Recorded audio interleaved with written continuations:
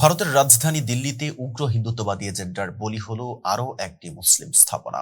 আদালতের নির্দেশের তোয়াক্কা না করে এবং আইনি প্রক্রিয়ার প্রতি বৃদ্ধাঙ্গুলি দেখিয়ে দিল্লির ঐতিহাসিক ফাইজি ইলাহি মসজিদে বুলডোজার চালিয়েছে মোদী প্রশাসন। বুধবার 7 জানুয়ারি ভোরে তুর্কমান গেট এলাকায় অনেকটা চোরের মতো এই উচ্ছেদ অভিযান চালানো হয়। অবৈধ স্থাপনা উচ্ছেদের দোহাই দিয়ে চালানো এই অভিযানে পবিত্র মসজিদের পবিত্রতা নষ্ট করার পাশাপাশি স্থানীয় মুসল্লিদের উপর পুলিশের বর্বরোচিত হামলার ঘটনাও ঘটেছে, যা ভারতের ধর্মনিরপেক্ষতার কফিনে আরও একটি পেরেক ঠুকে দিল। সবচেয়ে বিস্ময়কর ও ক্ষোভের বিষয় হলো দিল্লি হাইকোর্ট, যেখানে এই সংক্রান্ত মামলার পরবর্তী শুনানির জন্য আগামী 22 এপ্রিল দিন ধার্য করেছিল, সেখানে আদালতের সেই নির্দেশনাকে পায়ে মারিয়ে তড়িঘড়ি করে বুধবার ভোরেই বুলডোজার চালানো হয়েছে।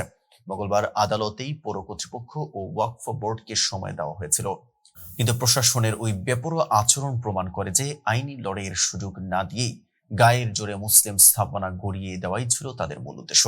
মসজিদ কমিটির দাবি অনুযায়ী 1940 সাল থেকেই এই মসজিদ ওয়াকফ বোর্ডের বৈধ মালিকানাধীন, অথচ মোদী সরকার সেটাকে অবৈধ তকমা দিয়ে ধ্বংসযজ্ঞ চালালো।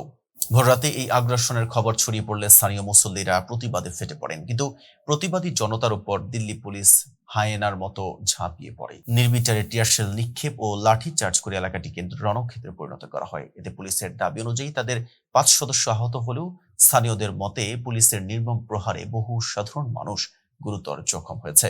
মানবাধিকার সংগঠনগুলোর মতে উত্তরপ্রদেশ, মধ্যপ্রদেশ ও গুজরাটের পর এবার খোদ রাজধানীতে বুলডোজার জাস্টিস এর নামে মুসলিমদের টার্গেট করা হচ্ছে। রাষ্ট্রের আইনশৃঙ্খলা রক্ষাকারী বাহিনী এখন নিরপেক্ষতা হারিয়ে উগ্র হিন্দুত্ববাদী শক্তির লাঠিয়াল বাহিনীতে পরিণত হয়েছে, যার জ্বলন্ত প্রমাণ ফাইজি ইলাহি মসজিদের এই ধ্বংসযজ্ঞ। এতক্ষণ সাথে ছিলাম মেহেদী হাসান। ফেজদাবি সাথে থাকার জন্য ধন্যবাদ।